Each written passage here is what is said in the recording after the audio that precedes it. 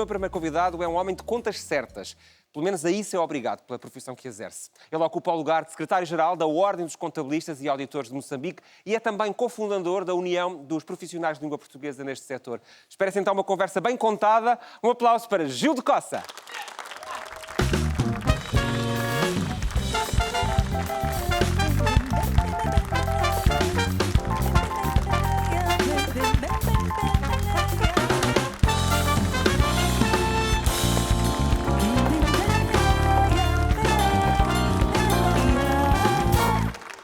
Bem-vindo, Gildo. Bem-vindo ao Conversas ao Sul. É um gosto receber-te cá esta noite.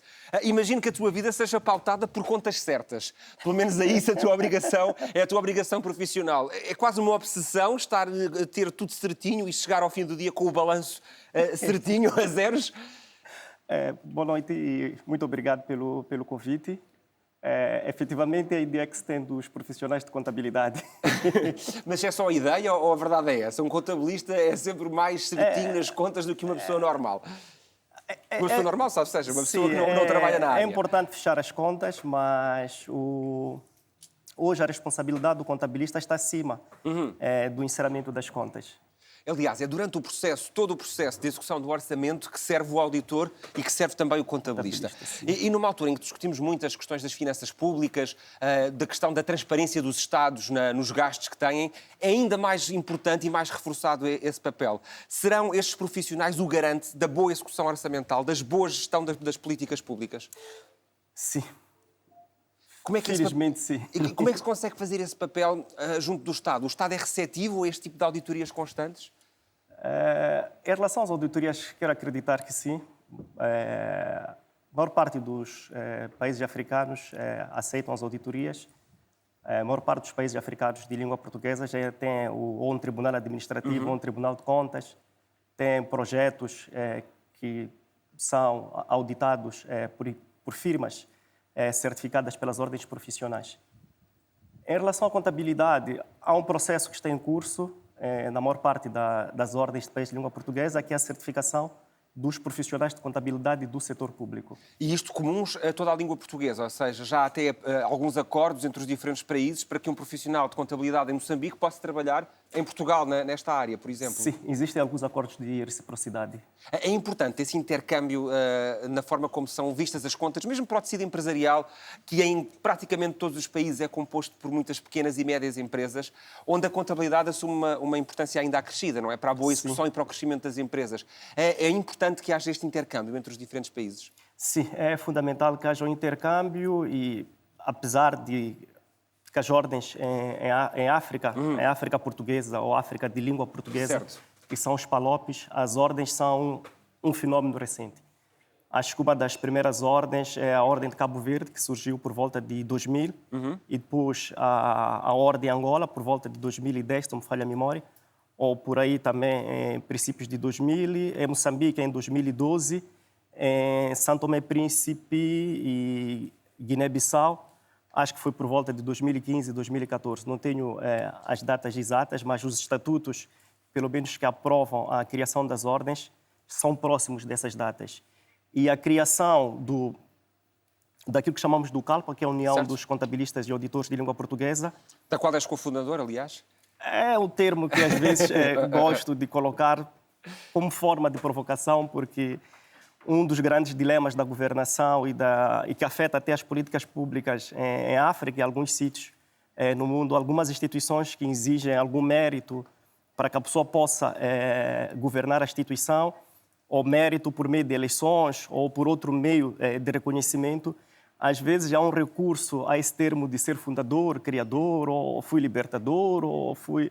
Auxilia a dar autoridade ao papel. Sim, mas normalmente é quando a ausência de algum projeto para aquela instituição. Então a pessoa procura legitimar a posição por via de ser criador. Mas não é o caso aqui. Há um projeto para a instituição. Participei do processo, mas quem criou foram os próprios profissionais de contabilidade de países de língua portuguesa, representadas pelos seus respectivos bastonários. Claro. Esses que retificaram o acordo e que têm estado a dinamizar a relação. E a relação permitiu, de alguma forma, apesar das ordens do espaço lusófono serem recentes, conseguiram avançar muito depressa graças a essa parceria com a Ordem do Brasil, que já data acho que foi criada por volta de 1946, 46. Portanto, já tem quase 80 anos. Já tem quase 80 anos, existência. com muita experiência, e transmitiu, assim como as ordens em Portugal, conseguiram transmitir a experiência para as ordens em África.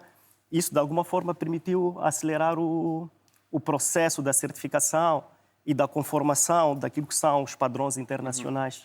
Gil, tu estás ligado a esta área da contabilidade e da auditoria enquanto secretário-geral da Ordem dos Contabilistas e Auditores de Moçambique, mas também és docente universitário, és professor universitário e estás também ligado à formação através de jogos. E aqui de jogos sérios, os Serious Games. É a melhor forma para se ensinar através de desafios que são quase simulações da vida real, mas é uma boa forma prática de se ensinar a lidar com as questões mais complexas. Estes jogos são usados desde pilotos de aviões, são usados em diversos domínios. Podemos ensinar governantes a governar através de jogos sérios? Sim, é possível.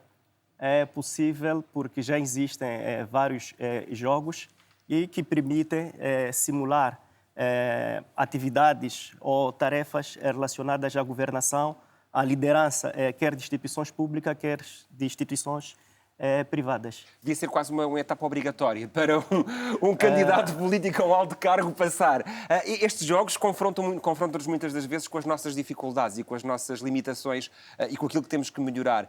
Dentro do jogo, e o jogo é sempre participado, não é? Com vários elementos, é fácil depois conseguirmos perceber onde é que temos que melhorar. Onde é que temos exatamente que trabalhar para melhorar a nossa performance? Sim, em algumas circunstâncias, há posições que até a participação no jogo faz parte do processo de recrutamento, em que permite fazer o diagnóstico e verificar quais são os pontos fortes e os pontos fracos do candidato. E, de alguma forma, até ajuda o candidato a melhorar as suas habilidades. Tu desenvolves vários jogos para diferentes áreas. Quando se desenvolve um jogo a pensar num determinado profissional e nos diferentes objetivos que o jogo tem-se conhecer bem a área, o setor de atividade? É preciso fazer esse estudo prévio? Em primeira instância é a área, e depois a segunda parte, que é fundamental, é o cenário. É importante adequar o jogo ao cenário real, no qual a pessoa mais tarde vai ter que se confrontar, vai ter que exercer a sua profissão. Porque posso conceber um jogo e coloco a realidade e o contexto de Portugal para um indivíduo ou para um profissional que está em Moçambique, e pode haver Há diferenças? Há diferenças, quer do ponto de vista legal, a legislação, e depois há alguns procedimentos administrativos ligados à administração pública que são completamente diferentes. Ainda esta semana, aliás, estiveste a discutir administração pública aqui em Lisboa, no ISCSP, numa conferência sobre administração pública no espaço de língua portuguesa.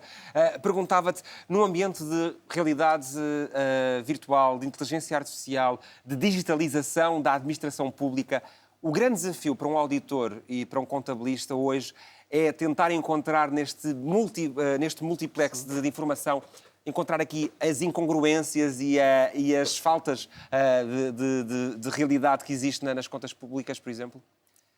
É o grande desafio. Hoje é mais difícil ainda auditar contas? Não.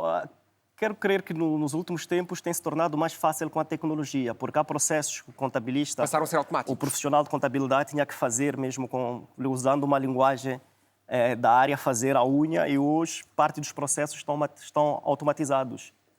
Quer dizer, emito uma fatura, automaticamente o sistema reconhece a fatura, faz um lançamento automático, faz mais demonstrações de forma automática. O que preciso é ter capacidade de fazer a verificação. E depois, mesmo a nível da auditoria, já tem plataformas, sistemas avançados que permitem ao auditor fazer o seu trabalho de forma completamente diferente da maneira como era feita no passado, né? Que tinha que perder horas e horas a ver cada um dos documentos e a fazer essa interpretação. Ou seja, a tecnologia também está a permitir que a boa governação se torne uma realidade à escala global. Gildo, obrigado por estares esta noite connosco. Desejo os maiores sucessos.